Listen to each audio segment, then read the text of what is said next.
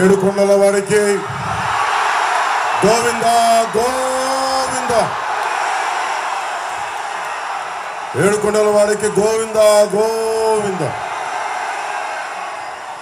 తిరుపతి పట్టణ ప్రజలకి, అన్నదమ్ములకి, ఆడపడుచులకి, అక్క చెల్లెలకి, మేడలపైన, మిద్దెలపైన దారి పొడవుతా ఖండ స్వాగతం పలికిన ప్రతి ఒక్కరికి, మీ అందరికీ నా హృదయపూర్వక నమస్కారాలు. జనసేన తరపు నుంచి, కూటమి ప్రభుత్వానికి పార్టీలైన తెలుగుదేశం, జనసేన, భారతీయ జనతా పార్టీ అందరి నుంచి మీకు హృదయపూర్వక నమస్కారాలు. ఇక్కడే పెరిగిని స్టూడెంట్ రాజకీయాలు చేసి తిరుపతి గల్లీ గల్లీ తెలిసిన ఎస్వి యూనివర్సిటీలో అధ్యక్షుడిగా చేసి, స్టూడెంట్ విభాగానికి అధ్యక్షుడిగా చేసి, తెలుగుదేశం ప్రధాన కార్యదర్శిగా చేసి, అలిపిరిలో బాంబు పేలితే ఎగిసి 16 అడుగులు ఎత్తు పడితే కింద పడి లేచి దుమ్ము షట్టు దుమ్ము దులుపుకొని మరి దశాబ్దాల నుంచి రాజకీయం ఆంధ్రప్రదేశ్, ఉమ్మడి ఆంధ్రప్రదేశ్ స్టేట్ ఎప్పుడు ముందు నడిపిస్తున్న శ్రీ నారా చంద్రబాబు నాయుడు గారికి మనందరూ తరపున హృదయపూర్వక నమస్కారాలు. తెలుగుదేశం నాయకులకి, తెలుగుదేశం తిరుపతి పార్టీ నాయకులందరికీ, జిల్లా నాయకులందరికీ పేరు పేరున హృదయపూర్వక నమస్కారాలు. భారతీయ జనతా పార్టీ నాయకులకి, కార్యకర్తలకి, ప్రతి ఒక్కరికి హృదయపూర్వక నమస్కారాలు. మీకు ఎమ్మెల్యే అభ్యర్థిగా మనందరి కోసం బలంగా వచ్చి చంద్రబాబు గారి మద్దతుతోటి, మేమందరి మద్దతుతోటి, మోదీ గారి మద్దతుతోటి మన తిరుపతి గాజు గ్లాసు గుర్తు మీద జనసేన పార్టీ అభ్యర్థిగా, కూటమి అభ్యర్థిగా జనసేన పార్టీ నుంచి పోటీ చేస్తున్న శ్రీ ఆరణి శ్రీనివాసులు గారిని భారీ మెజారిటీ తోటి మీరు గెలిపిస్తున్నారు. దానికి కృతజ్ఞతలు చెప్పుకోవడానికి వచ్చాను. అలాగే భారతీయ జనతా పార్టీ పార్లమెంట్ అభ్యర్థిగా డాక్టర్ వరప్రసాద్ రావు గారు, నేను వారిని రాజకీయాల్లోకి 2009లో నేనే ఆహ్వానించాను. వారికి కమలం గుర్తు మీద మనస్ఫూర్తిగా మీరందరూ అభిమానంతో పెద్ద ఎత్తు మెజారిటీతో గెలిపించవలసిందిగా కోరుకుంటా ఉన్నాం. అలాగే చంద్రగిరి నియోజకవర్గం పులవర్తి నానిగారికి చంద్రగిరి నియోజకవర్గం నుంచి తెలుస్తా ఉంది మీ అఖండ ప్రేమ. ఎలా గెలిపించబోతున్నారో వారందరికీ నా హృదయపూర్వక మీరు ఆశీస్సులు అందజేయాలి, భారీ మెజారిటీతో గెలిపించాలని కోరుకుంటా ఉన్నాం. కరుణాకర్ రెడ్డి గారు ఉన్నారు ఇక్కడ. మీకు వారి అబ్బాయి కావాలా? మీకు ఎమ్మెల్యేగా కోడి బొచ్చు కూడా అమ్ముకునే వ్యక్తి, నెలకి 20 లక్షలు కోడి బొచ్చు మీద కూడా చేసేవాళ్ళు, కోడి బొచ్చు అమ్ముకునే వాళ్ళు మనకు కావాలా? లేదంటే బలంగా నిలబడి చంద్రబాబు గారి మద్దతుతోటి, జనసేన మద్దతుతోటి, ప్రధాని మోదీ గారి మద్దతుతోటి నిలబడే మనకు ఆరణి శ్రీనివాసులు గారు, మనకి అందరూ నాయకులు సంపూర్ణంగా మద్దతు ఇస్తూ ఉన్నారు. నేను మీకు మాటిస్తున్నా, చిరంజీవి గారిని ఆ రోజు గెలిపించారు మీరు, మెగాస్టార్ చిరంజీవి గారిని తిరుపతి ఎమ్మెల్యేగా. చంద్రబాబు గారిని ఒకటే కోరాను, ఇది మేము రక్షించుకుంటాం, తిరుపతి ఆధ్యాత్మికతని రక్షించుకుంటాం, తిరుమల పవిత్రతని రక్షించుకుంటాం, కులాలకి మతాలకి భేదం లేకుండా అందరినీ సంరక్షించుకుంటాం. ఇది కూటమి తరపు నుంచి మీ సంపూర్ణమైన మద్దతు ఇవ్వాలని కోరుకుంటే చాలా పెద్ద మనసుతోటి చంద్రబాబు గారు అంగీకరించారు. వారికి మీ అందరి సమక్షంలో నా చేతులెత్తి వారికి నా హృదయపూర్వక కృతజ్ఞతలు తెలియజేసుకుంటా ఉన్నాను. మన ప్రభుత్వం రాగానే మనకి ఇదివరకులాగా మనకి రుయా హాస్పిటల్ స్విమ్స్లో కానీ 11 మంది చనిపోయారు. మనకి ఆక్సిజన్ లేకుండా కోవిడ్ సమయంలో అలాంటి దుర్భరమైన పరిస్థితులు రాకుండా ఏడుకొండల టీటీడీ నిధులన్నీ సంపూర్ణంగా మన ప్రజలకి, ప్రజాక్షేమానికి, వైద్యానికి, అలాగే ఎస్వి యూనివర్సిటీకి నిధులు కొరత లేకుండా చేస్తాం. అలాగే మనకి 40కి పైగా స్లమ్స్ ఉన్నాయి, 40కి పైగా వాడలు ఉన్నాయి. ఆ వాడల్లో ఏ మాత్రం అభివృద్ధికి నోచుకోలేదు. ఆరణి శ్రీనివాసులు గారి గెలుపుతోటి మనం ప్రతి వాడ అన్ని డ్రైనేజ్ ఫెసిలిటీస్ కానీ అన్ని మనం బాగు చేసుకునే బాధ్యత కూటమి ప్రభుత్వం తీసుకుంటుంది. అన్ని పరిశ్రమలు పారిపోయినాయి. రేణిగుంట ఎలక్ట్రానిక్ మ్యానుఫ్యాక్చరింగ్ క్లస్టర్లో రిలయన్స్ ఇండస్ట్రీస్ పారిపోయింది. మనకి టాటా గ్రూప్ చెందిన వోల్టాస్ కంపెనీ పారిపోయింది. అమర్ రాజా బ్యాటరీ ఇక్కడ మన తిరుపతికి ప్రతి ఒక్కరికి ఎంతో మందికి ఆశ్రయం ఇచ్చి జీవనోపాధి ఇచ్చిన అమర్ రాజా బ్యాటరీ ఇక్కడి నుంచి వెళ్ళిపోయింది. తిరిగి అమర్ రాజా బ్యాటరీని ఇక్కడికి తీసుకొచ్చి మళ్ళీ తిరిగి ఉపాధి కల్పించే బాధ్యత మనందరం కూటమి ప్రభుత్వం మనందరి తరఫున తీసుకున్నాం. మీరు ఓటేస్తే వైసీపీకి కరుణాకర్ రెడ్డికి కానీ వారి అబ్బాయికి కానీ ఓటేస్తే కొడుకు 10% ప్రతి దాంట్లో ఇల్లు కట్టాలంటే 10%, తండ్రికి 30%, 10-30 రేషియోలో పంచుకుంటా ఉన్నారు. ఎంతకాలం మీరు భయపడుతున్నారా కరుణాకర్ రెడ్డి గారికి? మీరు వారి కొడుకు భయపడుతున్నారా? వారి కొడుకు భయపడుతున్నారా? ఇంత తిరుపతి దమ్ము, ఇంత తిరుపతి ఇచ్చారా? దమ్ముందా మనకి? ధైర్యం ఉందా? ఏం చేద్దాం? ఏం చేద్దాం? వైసీపీని మట్టిలో తొక్కేద్దాం, కాలం రాసేద్దాం. ఎంతకాలం భయపడతాం? రౌడీజంకి భయపడతామా? రౌడీజంకి భయపడతామా? తిరుపతి 7 కొండల వాడి పైన పెట్టుకొని రౌడీలకు భయపడతామా? ఆకురు రౌడీలకి భయపడతామా మనం? రౌడీజంని చంద్రబాబు గారికి ఒకటి చెప్పారు, ఉక్కు పాతంతో ఆకురు రౌడీలందరినీ తొక్కి అవతలేస్తాం.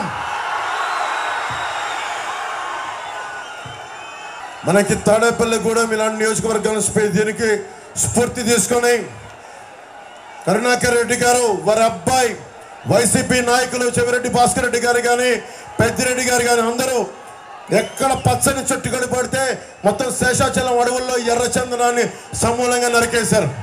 టీడీఆర్ బాండ్ల స్కాము 2000 కోట్ల రూపాయలు. ఎక్కడికి వెళ్ళిపోతుంది డబ్బు? ఉపాధి అవకాశాలు రావు, విద్యా అవకాశాలు సరిగ్గా ఉండవు, ఫీజు రీఎంబర్స్మెంట్ ఉండదు. ఇది మార్చుకునే బాధ్యత రావాలి అంటే కూటమి ప్రభుత్వం రావాలి. మేమందరం అండగా నిలబడాలి. తిరుపతి ప్రజలకి మనకి ఇన్ని దశాబ్దాలుగా చంద్రబాబు గారు 14 సంవత్సరాలు ముఖ్యమంత్రిగా ఉన్నారు.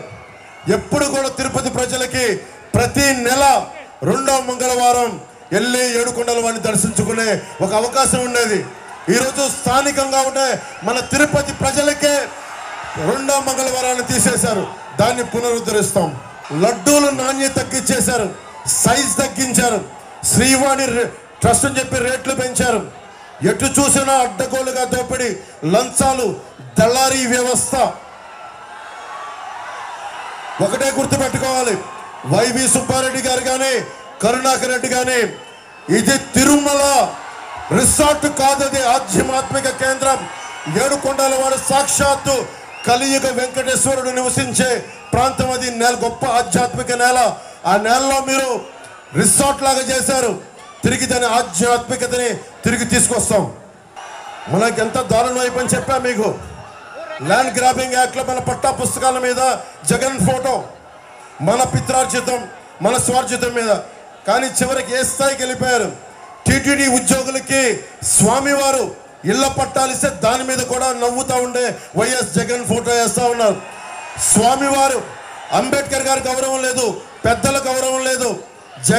జగన్కి మీరు చెప్పండి, ఏడుకొండల వాడి ఫోటో వేస్తావా? టీటీడీ ఉద్యోగులకి వైఎస్ జగన్ ఫోటో వేస్తావా? ఏడుకొండల వాడిని అవమానం చేసినట్టే కదా ఇది. ఏడుకొండల వాడిని అవమానం చేసిన వ్యక్తికి, వారి పార్టీకి, వారి అభ్యర్థులకి ఎలా ఓటేస్తాం? కోడి పచ్చు అమ్ముకునే వాళ్ళు వాళ్ళకి ఎందుకు మనం ఓటేయాలి?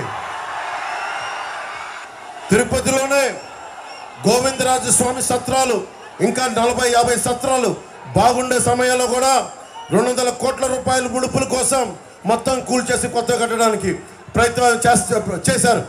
అదే మనకు ఫీజు రీంబర్స్మెంట్లు కానీ అవకాశాలు ఏమి ఇవ్వాల.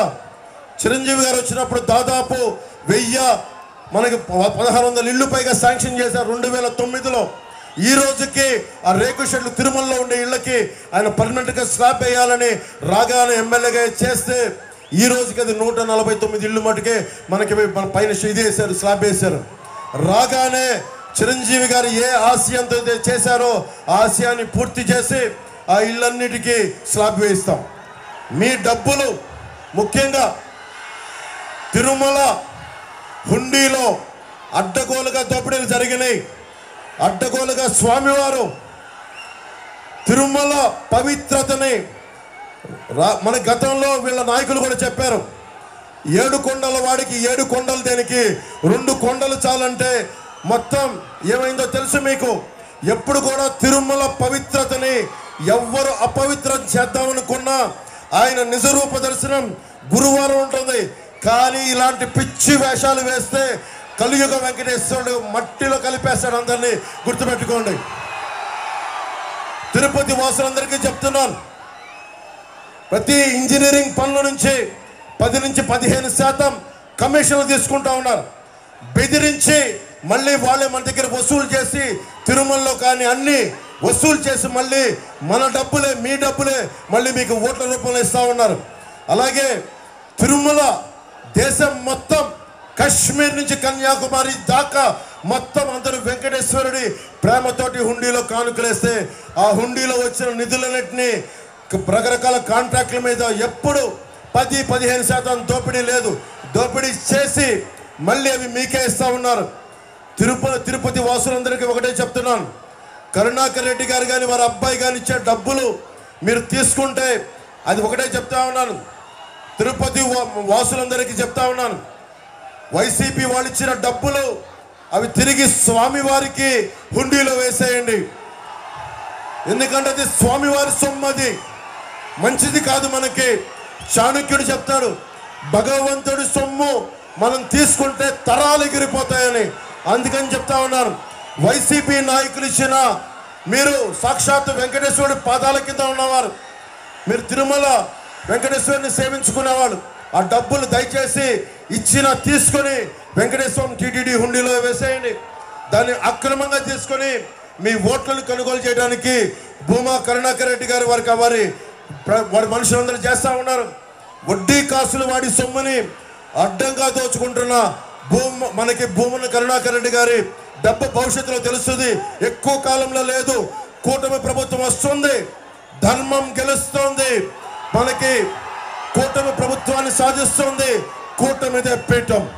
మనం రాగానే దేవస్థానం నుంచి వచ్చే నిధుల్ని ఇక్కడ కాలేజీలకి, ఇక్కడ ఆసుపత్రులకి, ప్రజా సంక్షేమానికి పెడతాం. అన్ని చోట్ల మనం అఖండ విజయం సాధిస్తున్నాం.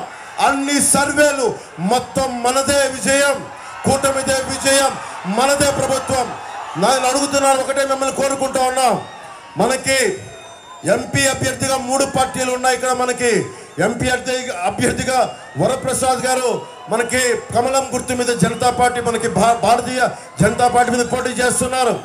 చంద్రగిరి నుంచి తెలుగుదేశం పార్టీ సైకిల్ గుర్తు మీద పులవర్తి నాని గారు పోటీ చేస్తున్నారు. మన గాజు గ్లాస్ గుర్తు మీద ఆర్ఎన్ శ్రీనివాస్ గారు పోటీ చేస్తున్నారు.